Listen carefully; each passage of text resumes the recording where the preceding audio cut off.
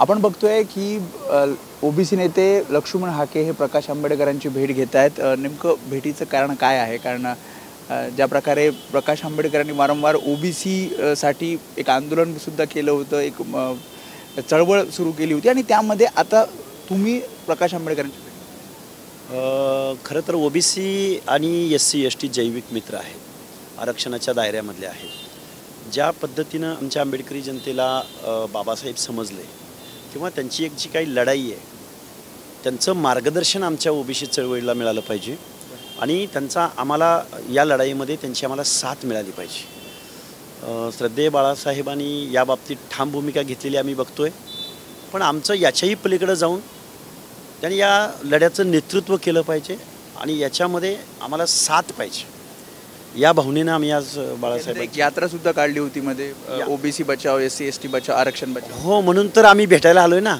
त्यांची भूमिका ठाम आहे म्हणून इथं आलोय। आंदोलनाला पूर्णपणे पाठिंबा असेल प्रकाश आंबेडकर। ओबीसीच्या आरक्षणाच्या संदर्भात, हक्क अधिकारासंदर्भात ठाम भूमिका घेणाऱ्या बाळासाहेबांबरोबर आम्हाला चर्चा करायला, त्यांच्याबरोबर सहभागी व्हायला निश्चित आवडेल। शरद पवार असं आज म्हणतात की 50%चं आरक्षण हे 75% गेलं, म्हणजे 25% वाढून दिलं तर प्रत्येकाला आरक्षण मिळेल, ज्याला कमी आरक्षण आहे त्याला सुद्धा ते आरक्षण मिळू शकतो, कायद्यात बदल केला पाहिजे। मला वाटते पवार साहेबांना रिझर्वेशन पॉलिसी किती समजली याच्यावर माझी शंका आहे, कारण 50%च्या पुढं रिझर्वेशन देणं हे न्यायालयालाही मान्य नाही आणि ते संविधानालाही मान्य नाही। कारण जर 50%च्या पुढं जर तुम्ही रिझर्वेशन 75%पर्यंत घेऊन जात असाल तर 75%पर्यंत घेऊन गेल्यानंतर उरले किती? 25%। मग ओपन टू ऑल त्यांनी कुठं जायचं? गुणवंतांनी कुठं जायचं? असं म्हणणं की हा पर्याय असू शकतो। पर्याय कसा असेल तो? त्याला काय मॉडेल आहे का कुठं? तमिळनाडूचंच त्यांनी उदाहरण दिलं आहे ना माझ्या माहितीप्रमाणे। तर तमिळनाडूमध्ये 9व्या परिशिष्टामध्ये जयललितांनी 1993ला समाविष्ट करून घेतला आहे त्याचा, आणि तेही 2004ला चॅलेंज झालेलं आहे। त्याच्यावर हे हँगिंग, त्याच्यावर लटकती तलवार आहे। त्यामुळं सांगितलं कोणी तुम्हाला तमिळनाडूच्या पॅटर्नवरती हा पॅटर्न सक्सेस होतोय म्हणून? आणि ओपन टू ऑल गुणवंतांनी जायचं कुठं? मग तुम्ही कप्पे करून जर देणार असाल, कप्पे करून दिल्यावर रिझर्वेशन संपलं ना। आणि रिझर्वेशनचा अर्थ असा आहे की जे पिछडलेले आहेत, जे मागास आहेत, जे सोशली बॅकवर्ड आहे, ज्यांच्या बाबतीत अनटचेबिलिटी किंवा स्पृश्यता पाळली गेली त्या लोकांना प्रमोट करण्यासाठी रिझर्वेशन आहे। इथं काय घरामध्ये कप्पे करून वाटण्या करण्यासाठी रिझर्वेशन नाही आहे।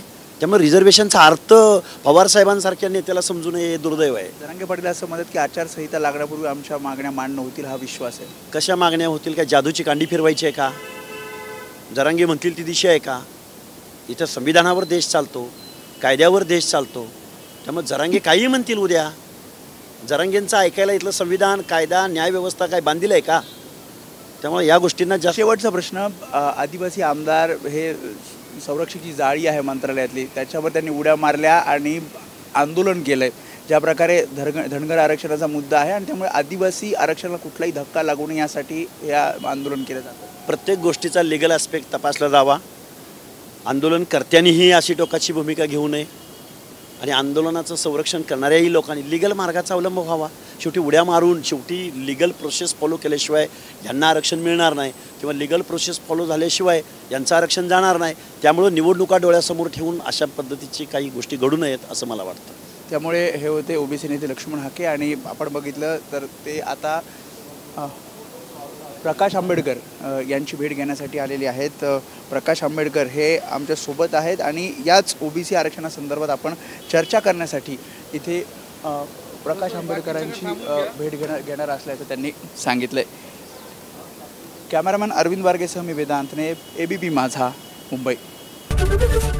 एबीपी माझा, उघडा डोळे बघा नीट।